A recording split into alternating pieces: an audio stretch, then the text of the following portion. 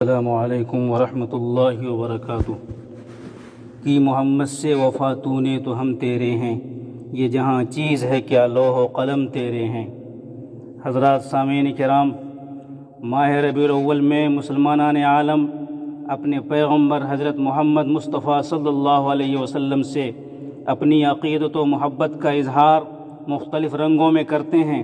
سیرت کے نام پر جلسے اور اجتماعات منعقد کر کے حضرات علماء کرام کی زبانی حضرت صلی اللہ علیہ وسلم کی زندگی کے متنوع اور مختلف الجہات پہلوؤں کو سنتے اور سر دھنتے ہیں۔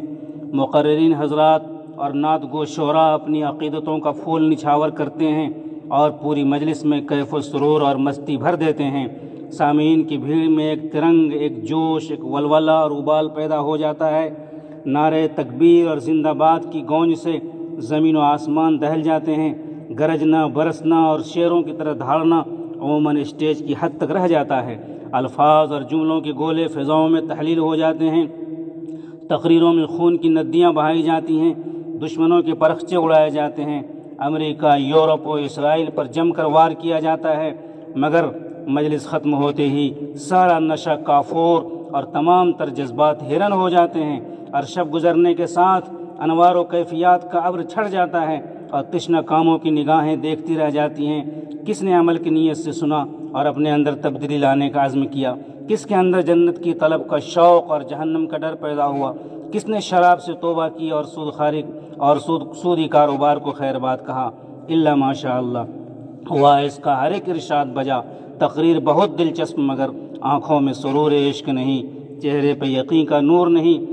جس نبی امی صلی اللہ علیہ وسلم نے قول و عمل کا حسین نمونہ پیش کر کے اقوام عالم کو حیرت میں ڈال دیا تھا، جس نے خیر و شر کی تمیز کا انوکھا اور نرالا طرز عطا کیا تھا، جس نے مقصد زندگی کا راز سمجھایا تھا، جس نے فطرت اور عقل کو اپیل کرنے والے اصول وضع کیے تھے، جس کا لایا ہوا دین محض کوئی نظریہ اور فلسفہ نہیں بلکہ عمل میں پیوست تھا، جس کی نیندیں امت کی اصلاح کی فکر میں اڑی رہتی تھی، جو امت کو ہلاکت و ضلالت اور گمراہی سے نکالنے کے لیے خود کو خطرات میں ڈال دیتا تھا، جو گالیاں سن کر دعاؤں کا گلدستہ پیش کرتا تھا، پتھر برسانے والوں کے لیے اللہ سے ہدایت مانگتا تھا، لہو لہان کرنے والوں کی خاطر تڑپ تڑپ کر خیر خواہی اور شفقت و محبت کا دامن پھیلا دیتا تھا۔ وہ جو کہتا تھا اس پر 100% عمل کر کے دکھاتا تھا، جو قرآن میں ہے وہ اس کا عمل تھا۔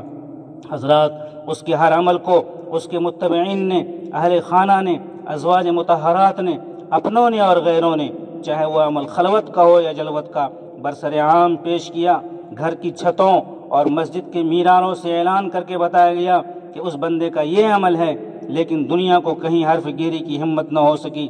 یہی عملی قوت تھی اس دین کے پھیلنے کی، اور یہی راز تھا اس نبی امی صلی اللہ علیہ وسلم کی سرداری کا کہ آج مغرب کے ایک کنارے سے مشرق کے دوسرے کنارے تک، اور شمال کی آخری حد سے جنوب کی اس انتہائی پٹی تک، جہاں جہاں انسان بستے ہیں، دین اسلام کی روشنی پھیلی ہوئی ہے۔ دشمن اس روشنی کو گھیرنے اور محصور کرنے اور اسے نگلنے اور پھوٹنے والی خوشبو کو پابند سلاسل کرنے کی مجنونہ کوششوں میں مبتلا ہیں، اور اللہ کی بخشی ہوئی اسلام کی اس فطرت کو جس میں ایک نورانی لچک ہے، اس کو دبانے کی آخری درجہ کی توانائی آج صرف کی جا رہی ہے۔ لیکن عقل مندوں کو معلوم ہے کہ یہ بچوں کا کھیل ہے، یہ عناد ہے، یا دل کے بہلانے کو غالب یہ خیال اچھا ہے، حاصل میں کچھ نہیں۔ یہ نور پھیلے گا، یہ روشنی در و بام کو منور کرے گی، یہ خوشبو گونجے گی، اور ہر کچا پکا گھر اس فیضان سے بہرور ہو کر رہے گا۔ آج جو ہمارے سروں پر ادوار کی نحوست برس رہی ہے اور سروں پر ذلت و خواری کے بادل منڈلا رہے ہیں، وہ ہمارے کرتوت کے نتیجے میں ہیں کہ ہم نے خود اپنی شریعت سے، اپنے قرآن سے اور اپنے نبی اکرم صلی اللہ علیہ وسلم کی پاکیزہ زندگی سے منہ موڑ لیا ہے۔ ہم روشنی میں چلنے کے بجائے تاریکیوں میں چلنے لگے ہیں۔ یہ خشکی و طریقہ فساد و بگاڑ ہمارے غلط عمل کے نتیجے میں پیدا ہوا ہے۔ آج مسلمان کہتا کچھ ہے اور کرتا کچھ، قول کچھ اور عمل کچھ اور ہے۔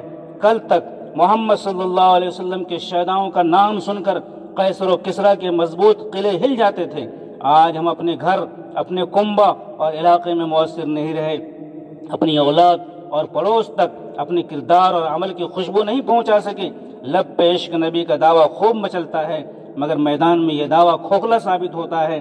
جب بات آتی ہے مجاہدے کی، جب نوبت آتی ہے ایثار کی، قربانی پیش کرنے کی، جب ضرورت پڑتی ہے دشمنوں کو معاف کرنے اور اپنے حقوق سے دستبردار ہونے کی، جب تقاضا ہوتا ہے ہم سے نمازوں کا، روزوں کا، حج و زکوٰۃ کا، جب مطالبہ ہوتا ہے سودی کاروبار چھوڑنے کا، حق کے ساتھ دینے کا، مظلوموں کی داد رسی کا، مسکینوں کی فریاد سننے کا، جب حکم ملتا ہے ناجائز و حرام سے دور رہنے کا، تو وہ عشق جو اسٹیج پہ رقص کر رہا تھا ابھی پگھلنے لگتا ہے اور محبت کا رنگ پھیکا پڑ جاتا ہے۔ بعض کش دماغوں کو یہ تک کہتے ہوئے شرم نہیں آتی کہ آج تجارت کے بغیر تجارت جھوٹ کے بغیر نہیں چل سکتی، شادی جہیز کے بغیر ممکن نہیں، دولہا سینکڑوں باراتیوں کی جھرمٹ میں نہ ہو تو اچھا نہیں لگتا اور رنگ محفل نہیں جمتا۔ افسوس، صد افسوس ہے، نبی اکرم صلی اللہ علیہ وسلم نے 1400 سال پہلے امت کو یہ ہدایت دی تھی، اور اس ہدایت کے ذیل میں وہ تمام احکام و فرامین بھی شامل ہیں جو اس موضوع سے متعلق ہیں۔ فرمایا تھا لا یؤمن احدکم حتی اکون احب الیہ من والدہ وولدہ والناس اجمعین، تم میں سے کوئی اس وقت تک مومن نہیں ہو سکتا جب تک کہ میں اس کے نزدیک اس کے باپ، اولاد اور دنیا کے تمام لوگوں اور دنیا کی تمام چیزوں کے مقابلے میں محبوب نہ بن جاؤں۔ ظاہر ہے اس کا مطلب یہ نہیں ہے کہ ذات گرامی سے محبت کی جائے اور اس کی لائی ہوئی شریعت کو پس پشت ڈال دیا جائے، بلکہ مطلب یہ ہے کہ قرآن و احادیث میں موجود تمام احکام کو اپنی عملی زندگی میں داخل کیا جائے۔ اس وقت محبت کا تقاضا اور محبت کا حق پورا ہوگا، تب جا کر یہ امت ابھرے گی، آگے بڑھے گی، غالب ہوگی، حکمرانی کرے گی، جیسا کہ قرن اول میں اور بعد کے عہود میں جب بھی اس امت نے اس نسخہ کو آزمایا تھا اور اپنی آنکھوں کا سرما بنایا تھا، دنیا اس کے آگے سرنگو ہوئی تھی۔ علامہ اقبال نے کیا ہی خوب کہا ہے، وہ آنکھ کے ہے سرمہ افرنگ سے روشن، پرکار و سخن ساز ہے، نمناک نہیں ہے، عالم ہے فقط مومن جانباز کی میراث، مومن نہیں جو صاحب لولاک نہیں ہے۔ اللہ تعالی ہمیں اس ذات گرامی سے سچی محبت کرنے کی ہم سب کو توفیق عطا فرمائے، آمین۔